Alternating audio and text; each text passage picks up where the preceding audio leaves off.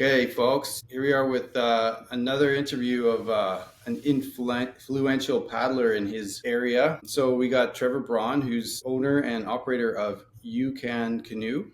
Did I say that right?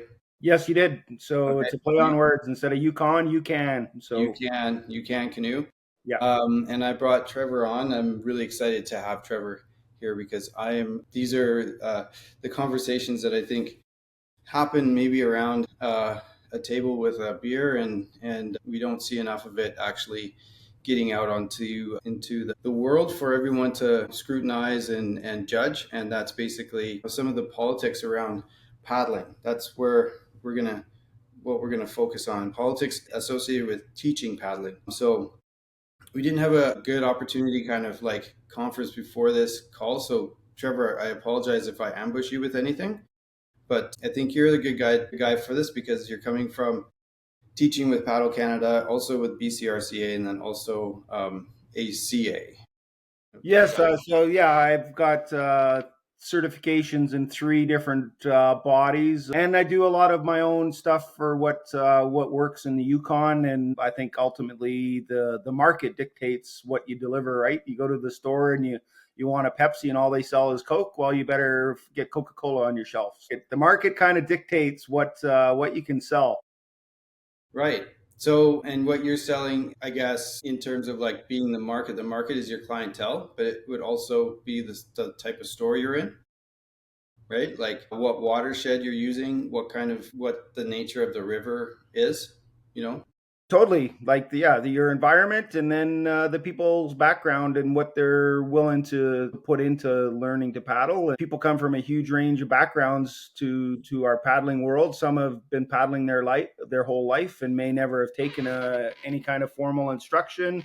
And other people are brand newbies, never set foot in a canoe. And they want to get in the Yukon. They want to get out and enjoy our rivers. So it's and And you you don't guys know have, until they show up of what their skills actually are. yeah, the Yukon has an amazing assortment of river types, which is it's kind of a sportsman paradise, as they say, don't you know?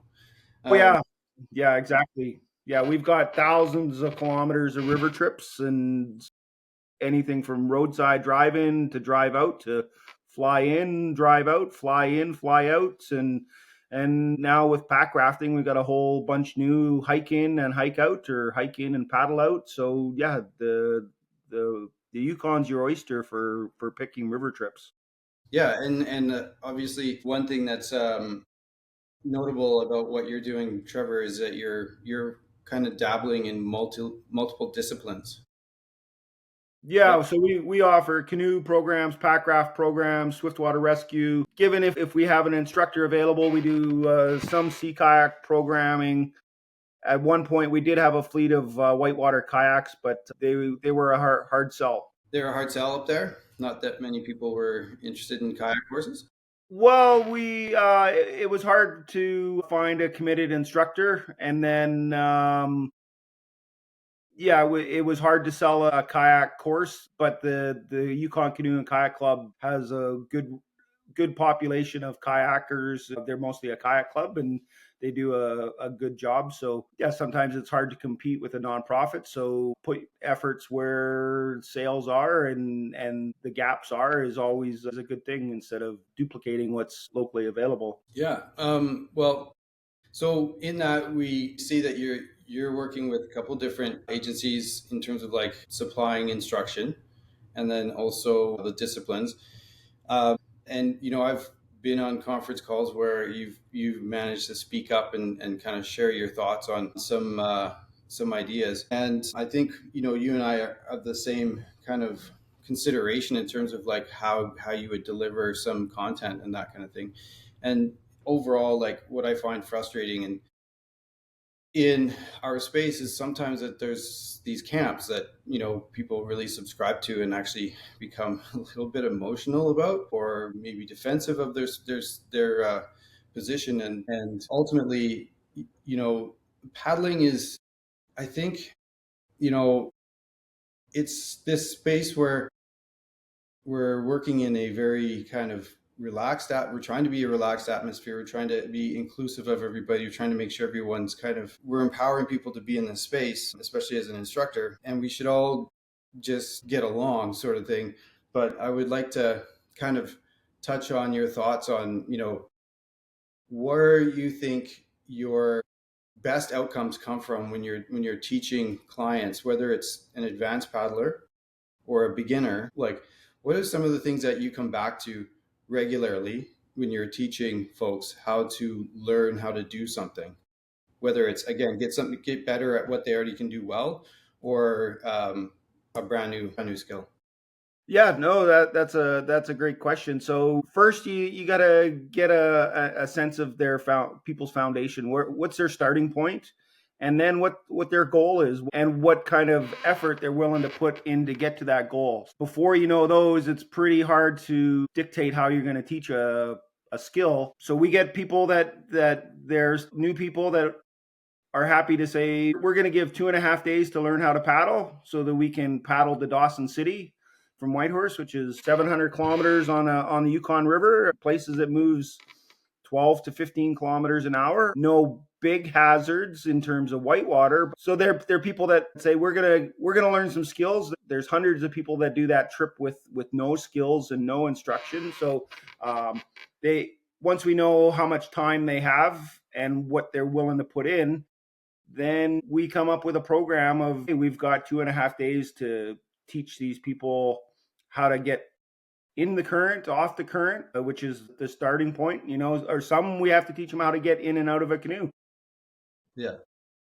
We start with the foundations, see where they're at, see how they're learning, are they athletic, do they learn quick, their learning styles. We have to learn all of this right on the spot because every student is different. If they've had a bad experience around water, they may be a bit nervous, they may or may not tell you about it. So and then people have fears that you have to deal with, and again, you may or may not know them, so you have to kind of read how they're learning and go, and then make sure they're meeting their objectives. So for a new paddler, I would, if going to Dawson's their objective, then I want to make sure they can pivot their boat, they can paddle in a straight line, and they can do a front ferry and land and get off the river wherever they can stop, wherever they want.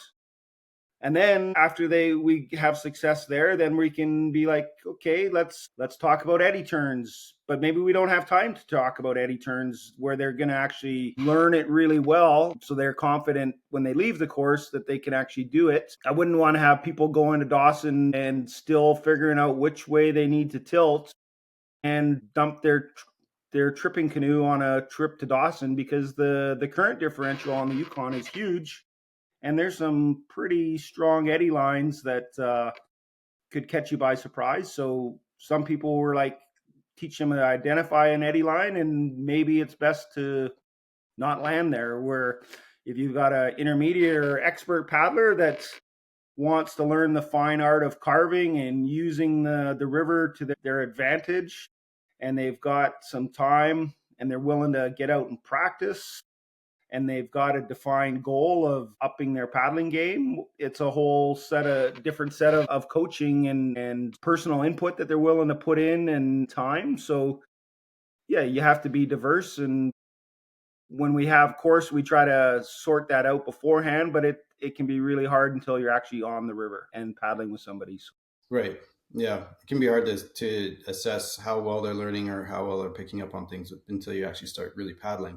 So, I mean, it sounds to me like you're focused more on kind of learning how to paddle straight, and then also how to pivot before, and also you do more work on ferries than if you're getting into teaching eddy turns. And like, honestly, in our space, I think, whether it's kayaking, canoeing, um, pack rafting, we're always talking about how to teach eddy turns, and that's kind of like the main focus on everything, and that's kind of where a lot of this controversies come from. And it's a fairly simple concept, but getting people, the right tools to be successful obviously is important, and you need to do your best for them so that we have less swims and more success, right?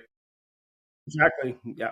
Yeah, we want to make sure that people are comfortable and they're not getting frustrated, for sure. We want to support that. Yeah, so in the beginning, we need to teach people how to stop, right? So how to get onto the magic carpet of a river, right? That's the difference between a river and a lake. Once you get in the current, you've got a free ride. So we need to teach people how to get on that magic carpet and then how to get off the magic carpet when they need to stop. That's to think to see where they want to go or to pull over for camp at night. So once you get people confident that they can stop where they need to stop, then you can start to refine that and break things down. And yeah, there's many ways to stop on a river, and different rivers, right? So a lot of our big rivers here in the Yukon, they don't we don't have may not have nice crisp eddy lines, or if they are nice crisp eddy line, the current differential is probably 20 kilometers an hour difference. So yeah, you don't tilt there, and you're swimming regardless. And then other rivers that we have are very small mountain rivers that don't have big eddies. They might hold one tandem canoe, if that. So yeah, and the quality of our water here is a bit different across the country, right? Rivers that are Canadian Shield rivers that are bedrock bottoms, eddy lines, and the current flow is a bit different than mountain rivers that have just glacial till and are continually changing. Yeah, which Yeah. is super interesting, right? Yeah, So, obviously, it's pretty hard to get somebody to identify all these nuances, like especially if they're beginning or even intermediate. It's a bit of that's, I mean, secondary almost to the skills of actually doing the paddling. So oh yeah, for sure. yeah, now I think it was a couple years ago we were on a conference call and we had a someone introducing a new kind of teaching tool. It was called the arc triangle, and we had a little bit of discussion about it. And some of your thoughts was that it doesn't really, it's hard to implement here up here and where you're working, and it's like, it might be kind of difficult to get like the beginner paddler to understand it. So I guess where I'm trying to get to here is like, I want to talk about like what tools you think are best for, say, a beginner paddler. Do we need to stick to the same teaching pedagogy for everybody, or can we be loosey goosey and just kind of come up with our own things? Like I understand what Paddle Canada is trying to do. They're trying to make sure that everybody is on the same page. So say if I teach a person and then they go see you, they come from my course and then they go see you, and I'm talking about myth and then you're talking about pat, then we have to like relearn, right? That's what they're trying to do. We want to make sure that there's continuity. And I think the way that it's presented with at least that group is that you have to teach that. You have to teach their version. So the challenge is if you have somebody who's or you say like the market is different, how do you implement the same thing for every situation, and every different client? That's a big can of worms there, but And that's exactly where I want to go. This is the whole point of this discussion. Like I'm not trying to throw anyone under the bus. yeah, no, it's no. I welcome the question. So I'm all for instructors having more tools in your toolbox, because every situation is different. So when I was a little kid, I started with a little toolbox about this big.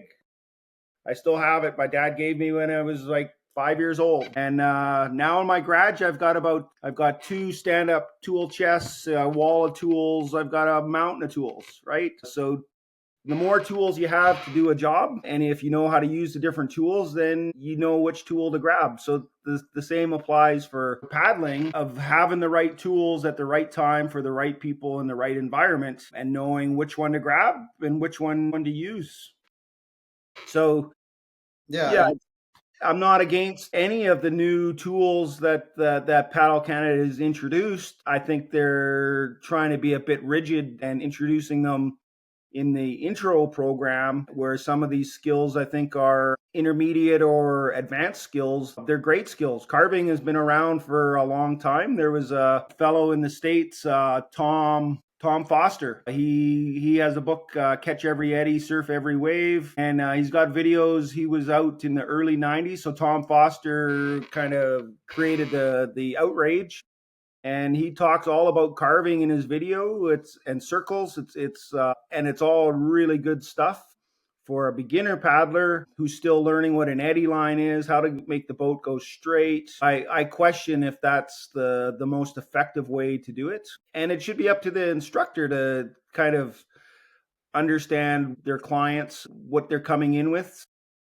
One of the things with some of the certification programs is they want people to take their ladder approach. They want people to take a lake water course before they take a moving water course, and have a linear approach to learning paddling. I have a really hard time to sell a flat water or a lake water program in the Yukon. Just aren't interested to take them. So I've tried many times over the years and sold half a dozen courses in 26 years. But yet, every one of our courses, we spend a full day on flat water. So essentially, we have the lake water intro introduced into every one of our even our advanced courses. We spend time on flat water, so it's understanding that. But Yeah. Okay. yeah, those tools, arc, triangle, carving, they're all really good tools. It's just time and place, and understanding when to use them. And then the concept is talking about arcs. Well, arcs are just a combination, a collection of angles, right? So an angle is what your watercraft is doing to in relation to the current or a feature at one precise moment in time. Eddy turns, in my opinion, the critical second is when you cross the eddy line, and the inner of the eddy line, or the eddy wedge, where the differential between the downriver current pushing on the end of your boat and the eddy current pushing on the front of your boat, that second is what's critical for the success of the eddy turn. Yeah. So okay, so eddy wedges, we have in our Paddle Canada manual, and I haven't actually had the opportunity to do the BCRCA program since 20 years ago almost, right? Yeah. And so I don't really know what they have out there these days, and I haven't done the ACA stuff. But in our Paddle Canada manual, we have a wedge that looks like this, right? It's straight, and there's no real discussion about which is the leading edge and which is maybe the not leading edge. And so what I mean by that is the side where there's more current. So the more defined eddy line on the eddy wedge would be the side that's closest to the current of the river. And that's, to me, that's the most important place to have the proper direction of your boat. In other words, angle, right? And So we you're talking the outside edge. the outside edge, yeah. So the inside Okay. is inside the eddy, the outside edge is against the river, right? Okay. So that Yeah. when you start to cross the inside edge and start to enter into the eddy wedge, yes, you still have to maintain a little bit of steering. This is important, especially say on a bigger river where you're crossing an eddy wedge that's probably a boat length, right, or more. Yeah. You have to steer through that because really the outside edge is kind of the most important part. And in my estimation, if I was to say power, angle, tilt, momentum, initiation, tilt, hold, the angle is the most important feature about how you enter the outside edge or enter the main current of the river. So if I'm working with a group and they're kind of not steering because they're anticipating this turn, so then now they're more focused on the tilt, then they may lose the ability to control their turn or be entering at a angle or a direction that would be more advantageous for them. So yeah, that eddy wedge is, and the description of the eddy wedge is pretty important, I think. Yeah, very important because the if you enter at the top of the wedge, that differential is very defined.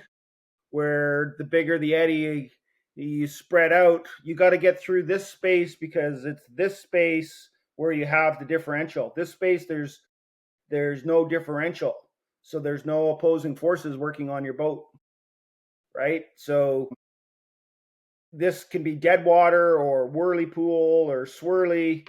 Inside the Where eddy wedge, yeah, inside where the inside you've got the eddy water that's actually pushing on the one end of the boat, but when it's wider too, then your boat is on a big block instead of a knife edge.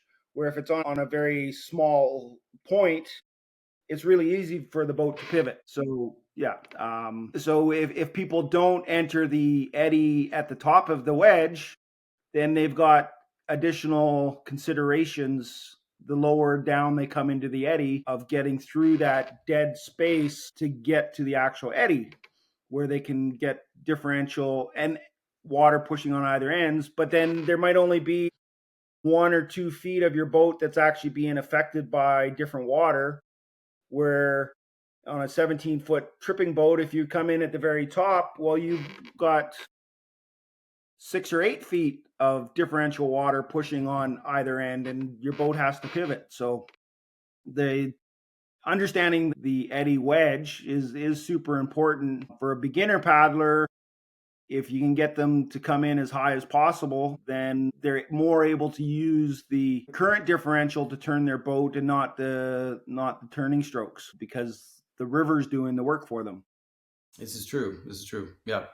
I would say that like for a beginner paddler that maybe, if we're looking at certain differentials and the speeds of current, that we would probably be it would be good, especially if it's a big eddy, like something that we could work with and inside of say, I don't know, 50 meters maybe, but maybe starting a little bit lower down just to give, because sometimes that differential can be really challenging in that top third or that one boat length.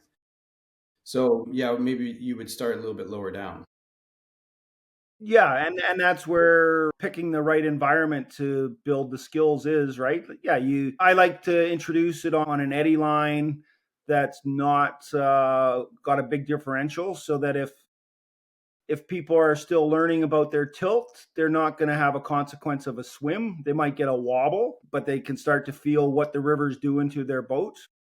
Because ultimately, that's what we're trying to get people to do is to actually feel what the water is doing on their watercraft at any given moment and Right. not being having this notion that it's this set of strokes and do this when the water looks like this. It's you have to feel it, right? And so finding a good spot that they can see a good eddy line is super important. If they can't see an eddy line, it's really hard to teach that. So So it's got to have a little bit of current. Like we're not just talking about like the slowest of slow. Like the where I kind of start my courses a lot of times a place called Seaway, and there's current if we paddle up to the top.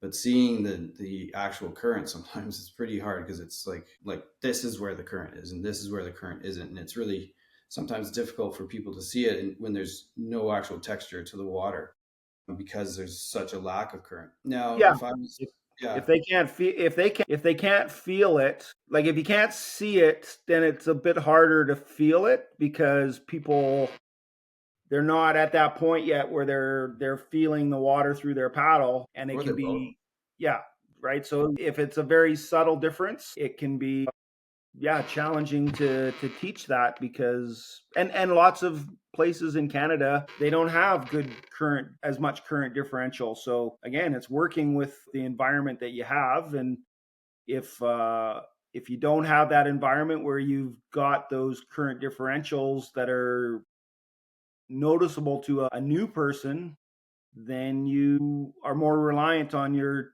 turning strokes and stuff to make it happen. Yeah. But So the on that note, consequence of not tilting in those situations doesn't really make a difference, right? If you don't tilt, your boat might wobble. If you got a strong eddy line and you don't tilt, well, the river's taught you a lesson about tilt. that's right. Yeah. which at some point in the progression is really good to have. If you're struggling or people are struggling to hold their tilt, then it's getting them on stronger eddy lines so they can really feel the importance of just the tilt. Yeah, and I think this is where the strength of the so-called myth turn comes in, and it's like the strength is on flat water, actually, where you have to, ensure that you're shifting the bow wave to the proper side of the boat to assist with your turn.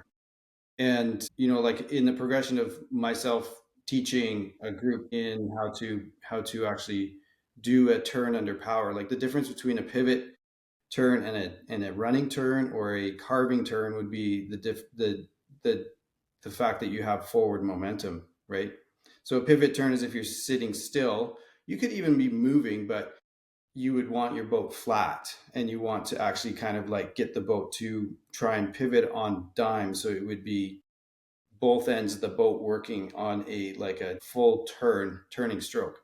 But for like a carving turn or a I guess myth turn, is like basically you have to get some momentum up and then you're gonna initiate the turn. And this is why the initiation is important, because you have to select the side that the bow wave is going to be on with your power. Then that kind of shifts the bow wave to the right side if it isn't there already, right? And then you tilt the boat and then you hold the tilt.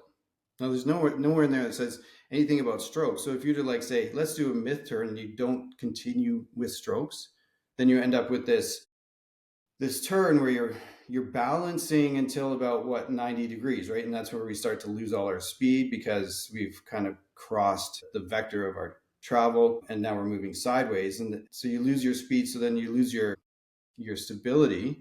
So then you go from carving to balancing with your tilt. And it's a really great way to kind of introduce that need to actually, have momentum for that carve and what it feels like to have that support with it, right? However, like if I was to take the same concept and I put it on into an eddy, right? I'm like, okay, from here we're going to do a myth turn. Is the initiation as important? Not really, because we once we cross that outside edge of the eddy wedge, right, as we talked about, Yeah, then especially the current's taken over your turn. the If current's there's a taking big over. enough differential. Yeah. So to me, at that point, it becomes more important to have the proper orientation of your boat, for lack of a better term, angle, right? Angle at the outside edge at the second that your boat crosses that differential. Yeah, it's the most of, but it also depends on where you want to turn, right? Like where do you want to just turn at the eddy line? Do you want to turn a little further? Do you have a rock to go out and you need to ferry a little bit, so you actually have to control your boat to get through that differential and then let it turn. So eddy turns are, we can break them down simple, but they're actually, the more you get into it, they get more and more complicated. The more I paddle, the more I start to, you've probably been there where, as a long time paddler, we don't get as many light bulb moments, Okay. right? But when we do get these light bulb moments, we're like, wow, I just felt something in the river that's taken me 20 or 30 years to feel. And you just get pumped and you try to talk to other people about it. And they're like, huh, what? But you know that you've like probably 6 or 8 years ago, I had a light bulb moment doing some eddy turns. And I was like, wow, I felt something in that turn in the water that I've never really totally felt before, and it was super interesting. So we continue to learn, which is super interesting. So I know when I go paddle in Ontario, have you ever paddled at the pump house, which is the slalom channel right behind the House of Parliament or the House of Commons? No.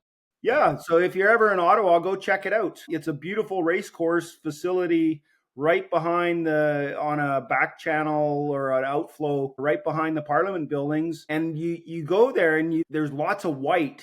So you're like, oh, that's interesting. And then you get paddling on it and it's quite slow.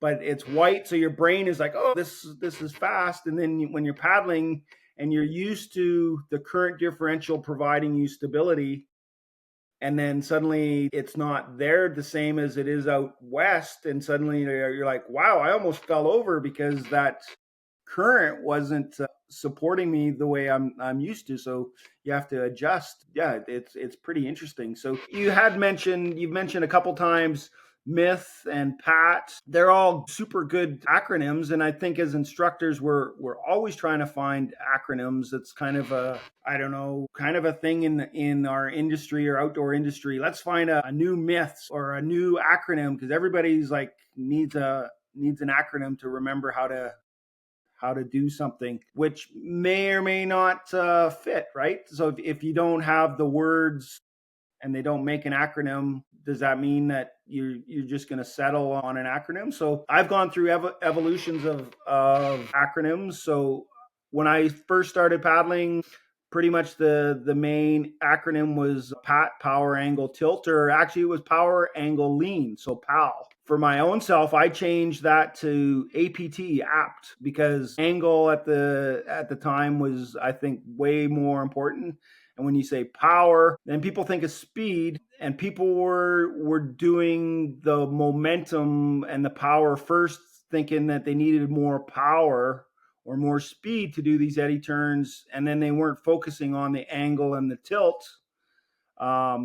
Where when I focused on angle to start with, angle and tilt, and slow everything down, people started to have way more success with their eddy turns, because they're like, how come we're not catching that eddy, or how come we're shooting out the other side of the eddy? It's like, well, you had too much power for that particular eddy. Because yeah, as soon as you say power or speed, then people are like, let's go. And sometimes you just got to dial that back. So Yeah, and yeah, then yeah. and now myth is a good acronym because it does work. It's not, I don't think it's the end all be all acronym. And certainly when people are at a certain stage in their paddling and they can start to understand myth, it certainly helps with linking, carving eddy turns or S turns, and at that stage you're really starting to feel the water and you're making adjustments and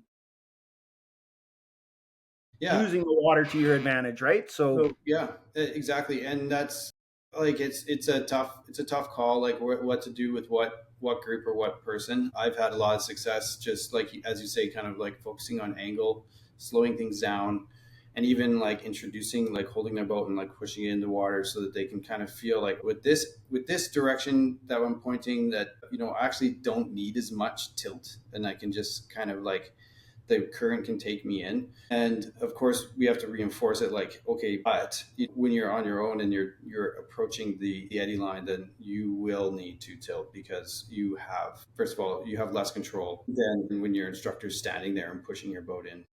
when you're teaching teaching people to get into the current initially, what are the first things you're focusing on? First things I'm focusing on is kind of like just have your boat pointed a certain direction and try and steer through until you actually start to feel the current, and then you can allow your boat to turn. And at some point while you're paddling in that direction and steering, you have to put your boat on edge. Current will take your boat and turn it downstream, at which point you allow it to do that, right? But the more important is that you maintain this direction, right? You're going to choose this direction, this heading, and try and keep it that way. And at a certain point before you cross the eddy line, you have to put your boat on edge. Yeah, yeah. And then once they cross that eddy line, then they start to feel the support, right, with in combination with the momentum. And then I really like when I'm, like you say, like you have to do a flat water session, right? You have to, right? Because there's some concepts that you just really want to hammer home. You also want to be really cognizant of like how people are doing a pry, how people are doing a draw. It just gives you the environment to kind of like really focus on technique. But one thing I focus on is the difference between a pivot turn and a carving turn, right? And also that feeling of like when you lose the support of your carve, then you need to pivot, right? So you're not going to continue to keep your boat on edge, because now you're just balancing and you're in the current. Exactly. Yeah, Yeah. if you don't have that some momentum, whether the momentum's coming from you or the current, if there's no momentum, then you're tilting, yeah, then you're balancing, right? So Yeah. So at that point, then drop your edge, pivot, right? And this is like that group control thing. Okay, if we're starting out learning eddy turns, we want to come back to the same eddy. We just oh need yeah, to get yeah, back to the same spot. So pivot and then just paddle in. And the eddy that we do a lot of our training on, it's got a pretty wide, eddy wedge at the bottom and then straining out and stuff. So it's totally fine just to kind of point your boat and paddle in. Obviously, it's fine. And Trevor, like, I start where we teach a lot is on the Kananaskis, and we carry our boats down and then put in above our main teaching eddy. And for folks that have only had one day on flat water, I'm like, just we're gonna paddle out the bottom of this eddy, and you're gonna kind of go through some waves, and then at some point you're gonna have to decide to pivot your boat on your descent. Once you decide that it's time to turn in, and we're gonna start heading for this eddy on the right, it's called 40 boat eddy, and at that point, just paddle in. Just paddle in. Like yeah, I'm not gonna get them to do an eddy turn. Like no myth turn, no pat turn, nothing. Just paddle into the eddy. yeah, And because stop. we spent all this time working on myth turns and also identifying that feeling of like the water grabbing your boat with power, right, on flat water, man, like 90% of the time, people just paddle in. They start to feel the resistance as they're coming in, and then they put their boat on edge and they carve in. It's like it's, and I would rather have Experiential learning. yeah, totally. And I would rather have people like paddle into the eddy and dump in the eddy than like try to balance while they're um, kind of like really focused on tilting, but they're not focusing on power, and then they end up kind of like tilting the wrong way because they're still in the current, and the waves that they're going through kind of knock them over. Oh yeah, yeah. Like a swim early on, in people's learning progression depends on the people. Sometimes it can totally throw them off for learning for the rest of the day. Other people, not so much. So you do have to gauge that. You got to give them the tools. But yeah, Yeah, no, I know 40 boat Eddy well. I took my first formal canoe course on the Kananaskis back in the spring of 1991 with Yamnuska and Rocky Mountain Paddling Center and Jim Kivitz and Randy. So I know the Kananaskis brings back lots of good memories. So right. yeah, I'd love to have 40 boat Eddy to teach in because it's a real gem, and that's that of having the right environment to have the right progression, to have right success, and that you can do it repeatedly is super key. And not every venue has that kind of feature that you can start with, so you have to be able to adapt. Here in the Yukon, on the main teaching river, the Takini River, it opens sometime late April. It's super low, but every week it comes up right through to the end of July is usually when it peaks. Sometime in June, July it peaks. So every single weekend we go to teach, our venue is changed because it's a gravel bottom, and we have to know the eddies of what this is what we got to use, and where are the good eddy lines, and they change, and then they change seasonally because it's gravel. So some of the prime teaching spots that we used to have been washed out with high water, and we have to find different venues. So it's like, yeah, it's super challenging. Yeah, everything's with the gravel bottoms always shifting. Any sedimentary bottom is with every every season it's a whole new river in Yeah, certain places, sure, right? Yeah, yeah, which that's makes interesting. it fun, right? Yeah. Where rivers in Ontario are for a lot are have a lot of bedrock and really defined features that stay somewhat consistent year to year. Sure, there's gravel still moves. There's still gravel prevalence at the bottom. There's big rock bedrock that's not moving or seasonally so much. So Yeah. And the only like change that you really have to watch for, I suppose, with high water is like if the water's going through the trees, or obviously the presence of waves or not the presence of waves and boils and that kind of thing. Yeah, so like in your teaching progression, I know you mentioned that, okay, you do ferries first, and this I think speaks again to the fact that probably understanding how the river is going to act on your boat at a certain angle is really important, and that's the whole idea. When you go to the barber, if you ask for too much to be taken off, you can't put it back on.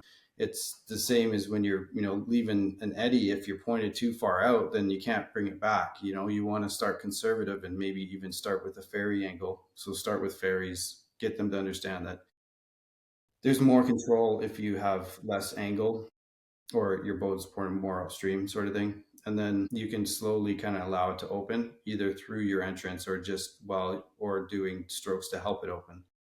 I will Yeah. often, yeah, if it's the right place, and we'll do ferries first, 100%. We'll Yeah, try and and get some in ferries. the ferries, many times I'll start with paddling in a straight line and tilt. So Yeah.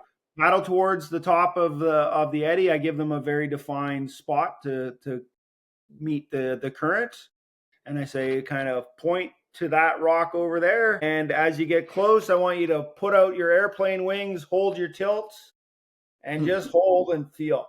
Right. Nice. So then they start to learn, they get that feel, and they learn that they have to, at different times, they have to put their canoe on edge, and then they feel, and then at some point they're like, oh, I have no more lift. If I keep leaning, I'm going to fall over. And then they're like, oh, we have to flatten out now. Or if they don't hold their tilt, then they're like, oh, wobbling on the differential line, right? And then you build into the tilt, and then I tell people, okay, I want you to count to 10. I want to hear you count, and I want you to just float down the river. I don't want you to paddle, because if you paddle, you're going to go further down the river, and then you're going to work harder to get back into this eddy, and you got to, so get them to float, pivot, ferry in. It works great Yeah. in my venues, right? Right. So what in your venue it might be different. Other places in Canada, the venue and the people's starting skills are going to dictate the progression. Yeah. As you say, like it's, you're teaching to the market, sort of thing. And like in terms of like progressing from, say, ferries to eddy turns or vice versa. I mean, I would definitely focus a lot on the difference between like carving and not carving, like as much as it is kind of ignored. Because, and this is something, so first of all, like with Paddle Canada, and they're like, we want to have you teach these things. I think there's a strength there because we're all coming from the same base points, right?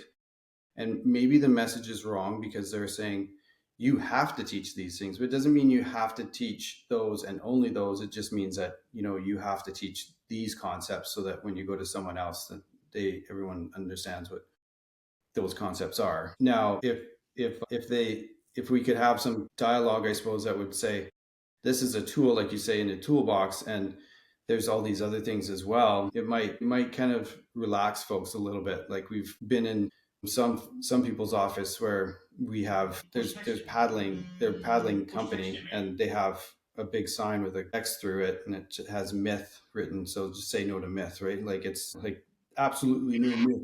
And then there's like you have to teach myth or whatever, or you can't teach, like you shouldn't be teaching tilt by having people lift up their leg. You have to get them to turn their body. Or these camps where we're stuck with kind of like, hey, that's a great idea. We're not seeing people like, hey, that's a great idea, I'm going to incorporate this. It's like right away I'm defensive of it. I don't want to do that. I'm going to fight against it as much as I can. So I've done my best to try to integrate myth into my eddy turn practice, and I definitely find it works for certain situations, especially for solo paddling, because it allows me to put in a little bit of an extra power phase into crossing the eddy line if I want, right? It's just a matter of judging the arc or the curve that you're paddling on, right? Because you're kind of like you're already turning. Now, if I was to try to take that and put it into the context for a beginner paddler, I'm still struggling to see the ability for the beginner paddler to actually identify the proper angle of which to cross through the eddy wedge. Now, I work with some folks, and they work for me, and they're adamant that, if we do myth, you're going to see better outcomes for everybody. And my estimation is that if you're using myth and only myth, then what you'll see somebody who can cross an eddy line, that will be able to cross an eddy line at speed, but won't actually understand that, you can adjust your angle to change your arc triangle well. Like Yeah. there's just too much happening at once to really connect with that kind of feedback. It's like walking into an interview with somebody and then having 10 people ask you questions versus one person ask you questions, right? It's there's too much happening at once. Yeah. No, like when I'm teaching, the beginner paddler, we break down each variable, right?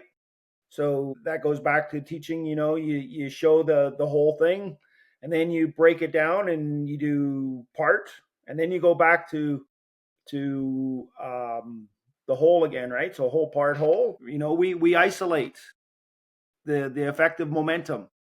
We isolate the effect of angle, and we isolate the tilt, and then people can be like, oh, I understand the tilts now. I understand the angle. I understand the momentum. Now let's put them together in the relationship.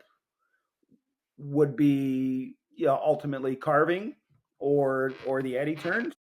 Uh, Yeah, and it's like only after that would you end up now bringing it all together for the myth portion in a beginner class. It's like you have to really kind of focus on those basics that we all started with: the power angle tilt, right? yeah, foundations. I don't like to use basics in my teaching. It's foundational skills, right? Like, right, it applies to every whitewater situation you're doing. You're not changing. You're not the edge control does not change from the time you start paddling till you're an expert paddler. You might change upstream tilts, right? There's a good concept of teaching the eddy exits or eddy entries with the opposite edge, the upstream edge. Like, yeah, there you're getting some pretty tight technical eddy turns, right? So, which totally throws people for a loop. Like, you want me to tilt my boat exact opposite of what you've been teaching me all these years and what I've always done? And it's like, yeah. And you're gonna get this super tight little eddy turn that you can catch that trout eddy, right? So yeah, there's so it's in depth stuff. Yeah, as much as it's like a very, and again, I'm going to say basic but simple concept, and you really need to be, because you can go a lot of different ways with it. I think dynamic in how we're teaching it.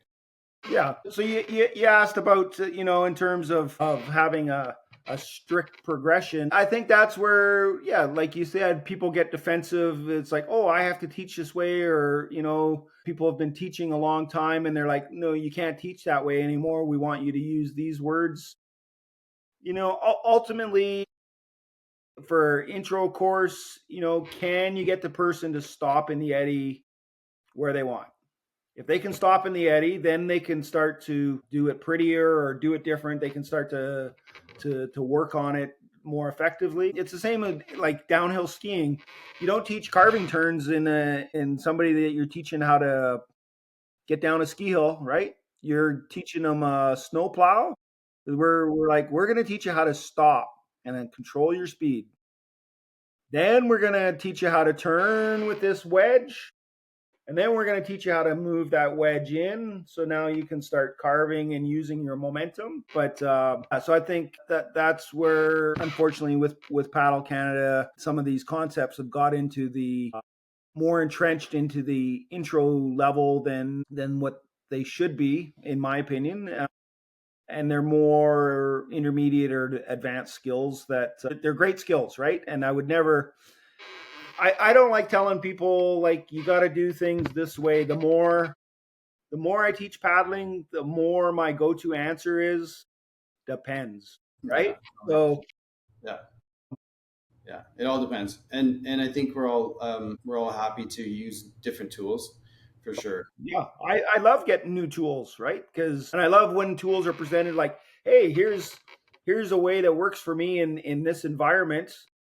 And then I try it and I try to isolate, and it's like, okay, I can see that, right? Like, back paddling is a good thing. So, for example, I know somebody that teaches, instead of a nice vertical paddle shaft, and to have a horizontal paddle shaft for back paddling. And then I played around with that a bit. It's like, let's see how this works. And then I'm like, hey, it actually works. Or offside strokes in solo boats. Like, what's more important, to have a good offside forward stroke, or the ability to switch your hands and switch sides quickly and efficiently, um, to do the same maneuver? Sweet. Yeah, that's definitely something I've noticed the post and you're like, what's better? Is it to switch hands or to do an offside? And honestly, I've timed, long crossings with switching sides versus doing prize. And it was marginally better at switching sides. And there's also, like, do you switch sides, say, if you're solo paddling, or even if you're doing, like, say, you're tandem paddling and you do an offside forward on your in the stern, like, or even in the bow, like, are there rules there that we have to adhere to? And I would have to say, obviously, coming from a camp where we would make fun of people that were paddling on the same side, and now it's like, okay, well, let's just look at what really works for people, and sometimes that option is it's all that's there, or it's what they go to in a time of stress. Yeah, Whether or yeah. not, So instead of being like, um, this is wrong, because, right, if you tell people that this is wrong and then they go do it, and they're not swimming, or their boat does what they want it to do, they're like, well, why was that wrong? Because I did exactly what you said wouldn't work, and it worked, right? So yeah, and then, like, you look at the slalom world, and the best C1 slalom racers in the world are now switching sides with their hands instead of doing offside strokes on particular maneuvers in a race. They do it super efficiently. Yeah, so you kind of have to play around with it, and do some courses and try to be like, okay, this course, I'm going to teach people to when and how to switch sides in a solo course,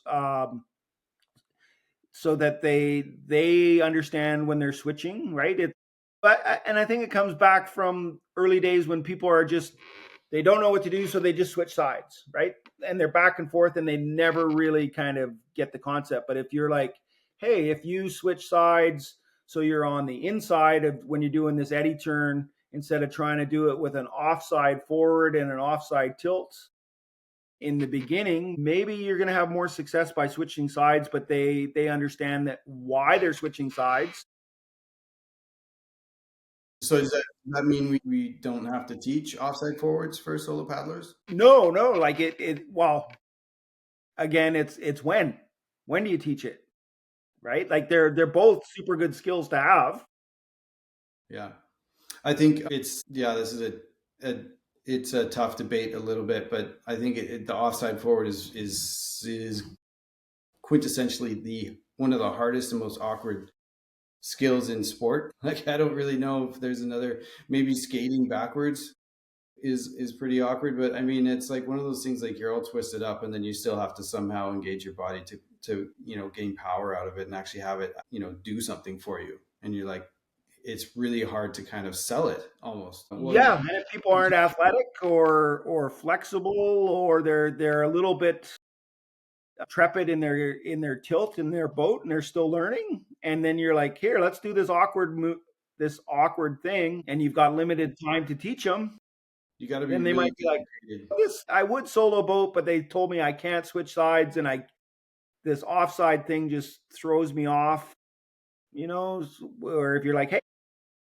we've got a day to teach you. If you switch sides and now you're having success, you're getting more comfortable doing, you can get out of an eddy, depending whatever side of the river you're on. If you're a right or a left-handed paddler, you can get out without having to use an offside stroke. Then you get them comfortable, and then you're like, hey, you want to up your paddle game, let's do some work on these offside forward strokes.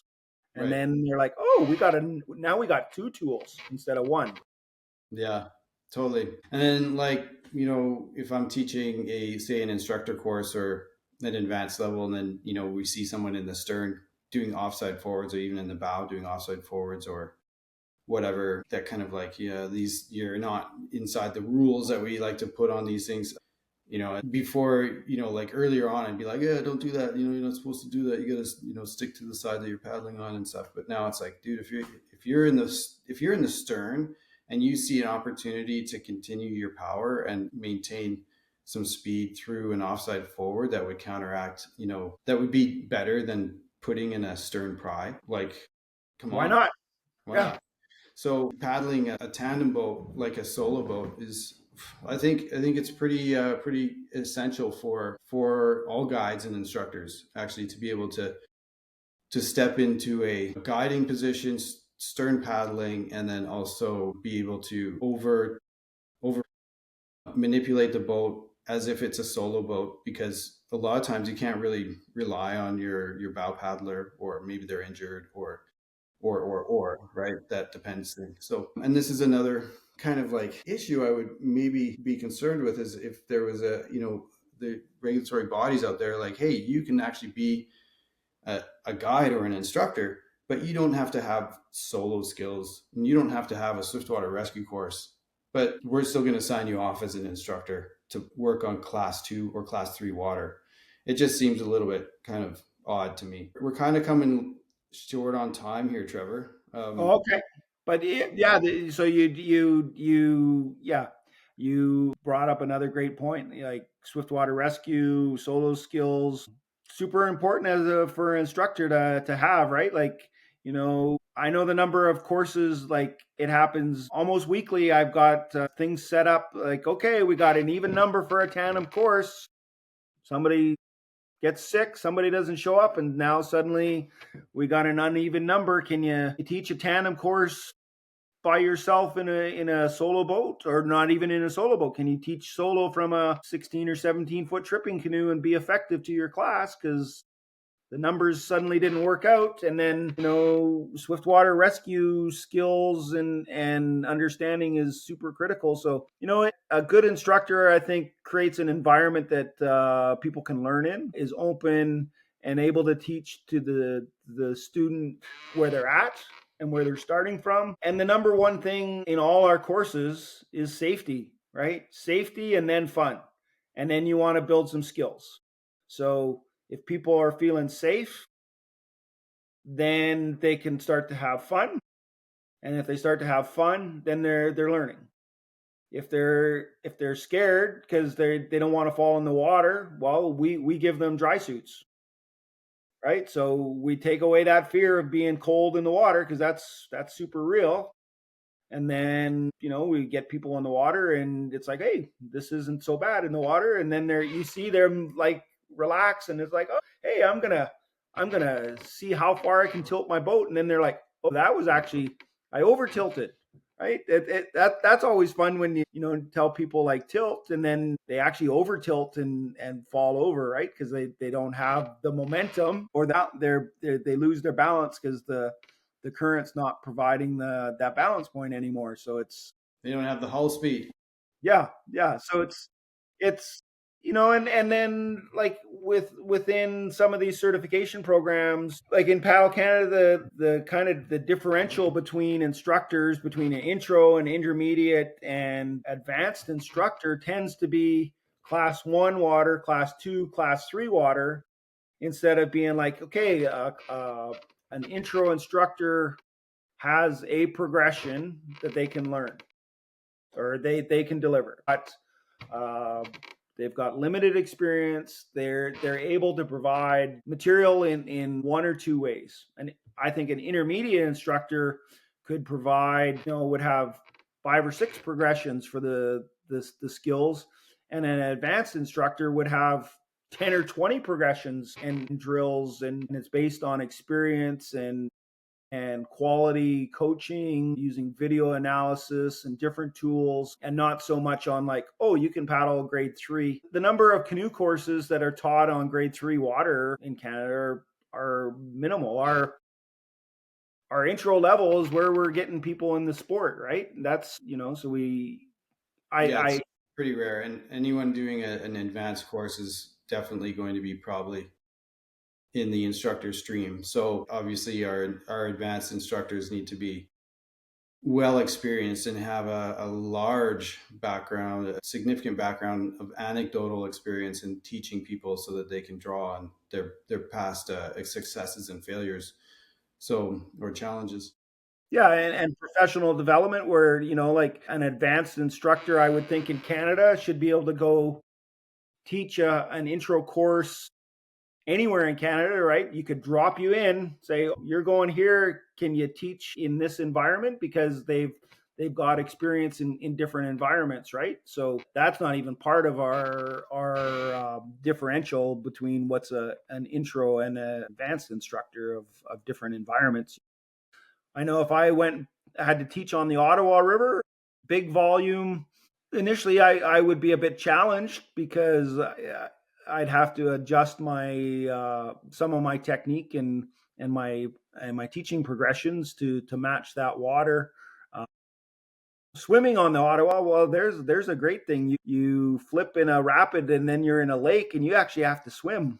I'm like, man, that shore is that's a long ways to swim. The river's not going to take me to shore here in the Yukon. The river is going to take you to shore if you hold your angle and do a little bit of work. Where in on the Ottawa, if you can't get back into your boat in a lake, well, that's a half a kilometer swim to shore to get out.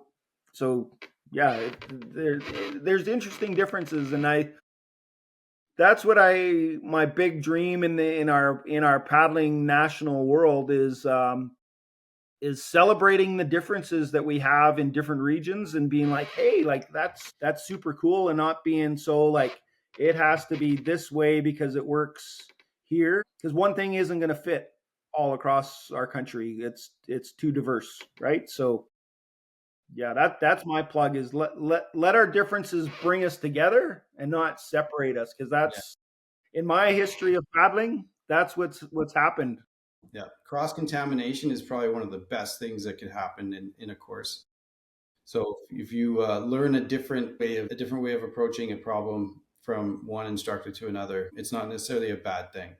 No, not at all. I learn every course. I learn lots, right? Like I might not get these light bulb moments, but I get reaffirm that, oh, this technique works, or it's like I've that's something new.